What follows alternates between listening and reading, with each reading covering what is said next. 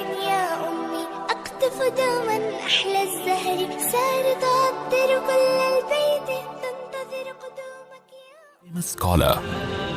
اگر ماں باپ ظلم کریں، بیوی کو گالی دینا، بیٹے کو شریعت کا طعنہ، کہنا جو بیوی کرے گی ہماری مرضی سے کرے گی، بیٹا 9 سال سے جاب کر رہا ہے.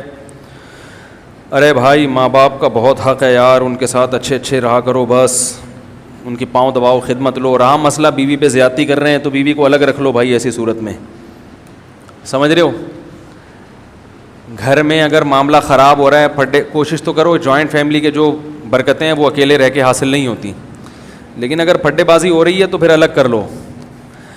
سمجھ رہے ہو، لوگ کہتے ہیں ابا تانے دیں گے، کوئی مسئلہ نہیں ہے، دینے تو تانے، وہ بعد میں بھی تانے ہی دیں گے. جب پھڈے ہوں گے نا اور جب طلاقیں ہوں گی وہ پھر بھی تانے ہی ہوں گے. تو یہ نیچرل لائف ہے شادی کے بعد علیحدہ ہونا.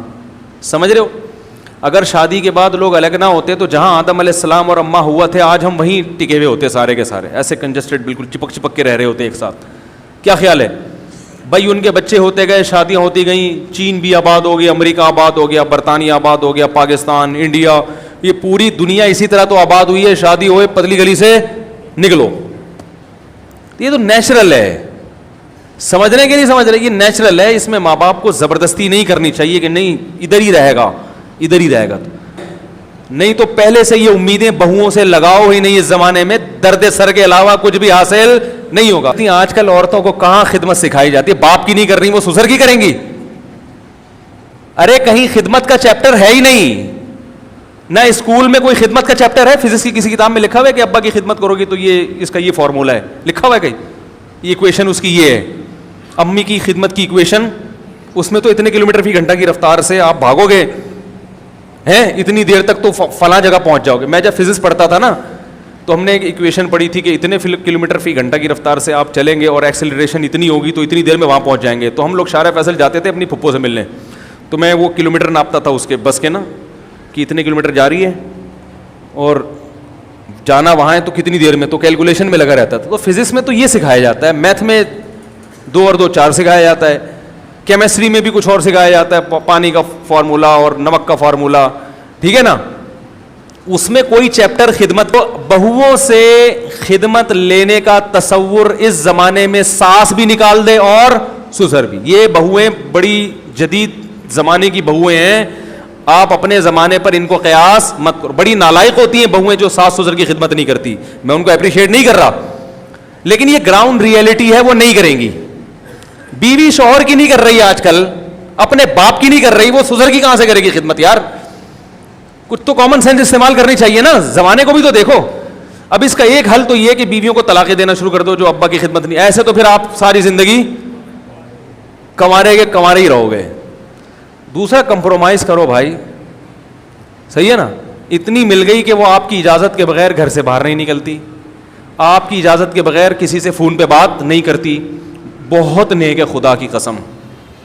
کیا ہے؟ بس اتنا کافی ہے. جو سیزن چل رہا ہے بھائی، سیزن کے حساب سے بات کر رہا ہوں، ورنہ کنوارے رہو گے ساری زندگی. تو 2-3 چیزیں ان پہ کمپرومائز نہیں کرو. آپ کی اجازت کے بغیر کسی مرد سے بات نہ کرے، یہ ڈینجرس ہے. یہ قابل یہ بیان کیا نا، باؤنڈری ہونی چاہیے. یہ ڈینجرس ہے. اتنا بھی براڈ مائنڈیڈ بننے کی ضرورت نہیں ہے، ٹھیک ہے نا. دوسرا، آپ کی مرضی کے بغیر کہیں جائے نہیں. آپ کو پتا ہو کہ کہاں ہے. ایسا نہ ہو کہ جی وہ سوئٹزرلینڈ چلی گئی ہے گھومنے پھرنے کے لیے، آپ کو پتہ ہی نہیں، آپ سمجھ رہے انڈا موڑ سے ہو کر آ رہی ہے، ٹھیک ہے نا. پتہ ہی نہیں بندے کو بیوی ہے کہاں. تو بیگم باؤنڈ ہے آپ کے لیے، وہ آپ کو آپ کی اجازت سے جائے گی، ٹھیک ہے نا. تیسری بات یہ ہے کہ آپ کی استطاعت سے زیادہ خرچہ نہ کروا رہی ہو.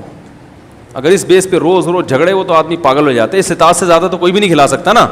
یہ 2-3 موٹی چیزیں ہیں. اور دیندار آدمی کے لیے پردہ بھی کرتی ہو، کیونکہ دیندار آدمی یہ بے پردی والی بغیرت برداشت نہیں کر سکتا. اس میں تھوڑا فرق ہے دیندار اور بے دین کا.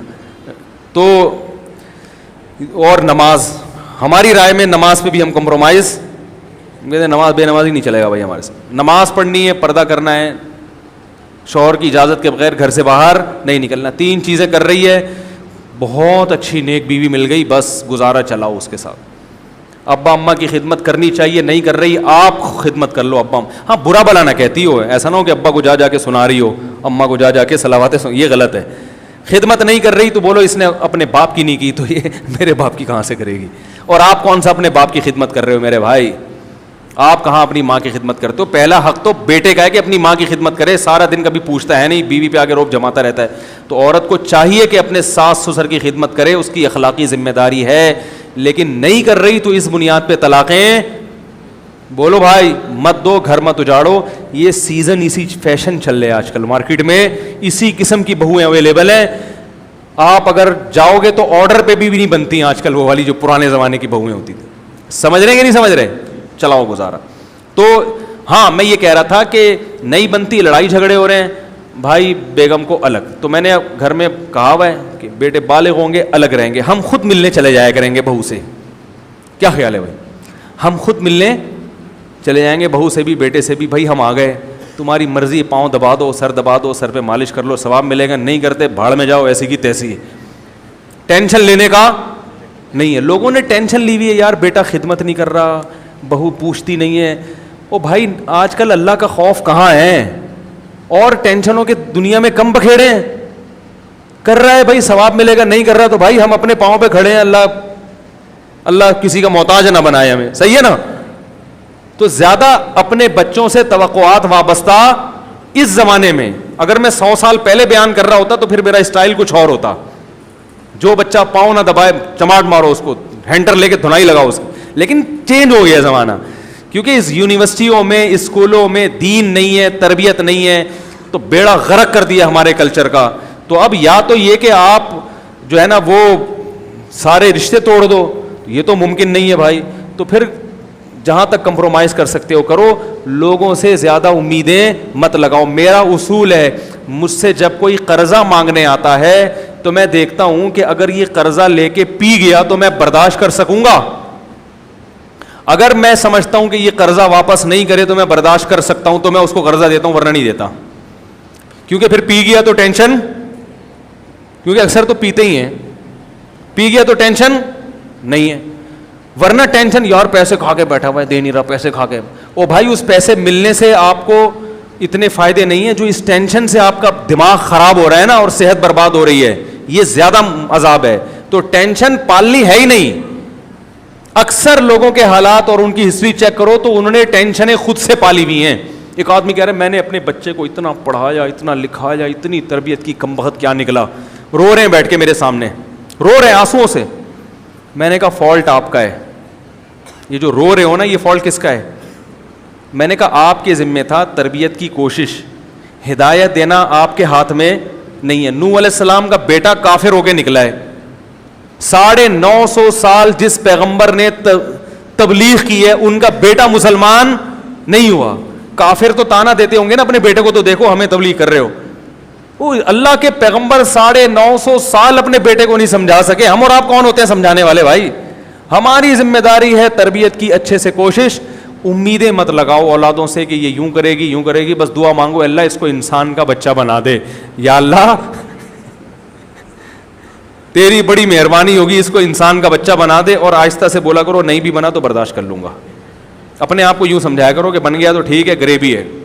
تو زیادہ توقعات دوسروں سے نہ لگائیں, نہ دوستوں سے کہ مشکل میں یہ میرے کام آئے گا. نہ نہیں آئے گا. ہمارے ایک دوست نے بتایا کہ میرا بڑا جگری دوست میرا کہیں پھڈا ہو گیا, میں جب پٹنا شروع ہوا تو میں نے پیچھے مڑ کے دیکھا تو وہ بچپن کا دوست مارکیٹ سے شارٹ. یہ دوست آپ کے کام جب تک آئے گا جب تک آپ کوٹ رہے ہیں اگلے والے کو. جہاں آپ پٹنا شروع ہوئے تو تھوڑا سا بےغیرت ہوگا تو بھاگے گا, بہت بڑا بےغیرت ہوگا تو کوٹنے میں ان کے ساتھ شریک ہو جائے گا. حقیقت بتا رہا ہوں, کہے گا سیزن دیکھ کے چلے گا نا. وہ کہہ رہا ہے اگر میں بھاگا تو پکڑا بھی جا سکتا ہوں, تو وہ کیا کرے گا, بولے گا ابھی انہی کے ساتھ مل کے دھنائی. ایسا ہو رہا ہے آج کل. تو نہ دوستوں سے امیدیں لگاؤ, نہ رشتہ داروں سے زیادہ امیدیں لگاؤ کہ میرے فلاں موقع پہ میرا چاچا میرے کام آئے گا, میرا ماموں میرے کام آئے گا, میرا بھائی میرے کام آئے گا, میری ممانی میرے کام آئے گی. کوئی بھی کام نہیں آئے گا. خوش وہی آدمی ہو سکتا ہے جو صرف اللہ پہ اعتماد کرے, اپنا الو سیدھا رکھے. بھائی میں کسی پہ نہ ظلم کروں گا, میں سب کے ساتھ اچھا سلوک کرتا رہوں گا. کسی نے کرنا ہے ثواب کے لیے کرے, نہیں کرنا ہے تو نہ کرے, ٹھیک ہے نا. تو اس لیے سکون کا نسخہ کیا ہے؟ کسی سے کوئی لالچ اور طمع مت رکھو, کبھی بھی نہ سوچو کہ یہ میرے مشکل میں کام آئے گا. اپنا حق ادا کرتے رہو. دوسروں کی مشکلات میں انسان کام بھی آئے, اللہ کے لیے, ریٹرن کے لیے نہیں. آپ رشتہ داروں سے اچھا سلوک اس لیے نہ کریں کہ جب آپ کو مصیبت آئے گی تو وہ بھی کریں گے, یہ مسئلہ خراب ہو جائے گا, اس سے رشتہ داری ٹوٹے گی جڑے گی نہیں. آپ اچھا سلوک کریں, بھائی میں آخرت چاہتا ہوں, بس آپ نے کرنا ہے کرو, نہیں کرنا بھاڑ میں جاؤ, ہم اپنا فرض ادا کرتے رہیں گے. نماز روزے کی طرح ہم نماز کیوں پڑھتے ہیں؟ اللہ کو خوش کرنے کے لیے نا, چاہے کوئی خوش ہو یا نہ ہو. تو اسی طرح بھائی ہم بہن بھائیوں سے اور رشتہ داروں سے اچھا سلوک کریں گے اللہ کو خوش کرنے کے لیے. اس کا ریٹرن آپ دے دو, اچھی بات ہے, نہیں دو کوئی پرابلم نہیں ہے, کیونکہ ہم امیدیں لگا کے ہی نہیں بیٹھتے. نہیں آ رہی سمجھ میں تو جیسے چل رہے ہیں بھائی ویسے ہی چلتے رہیں.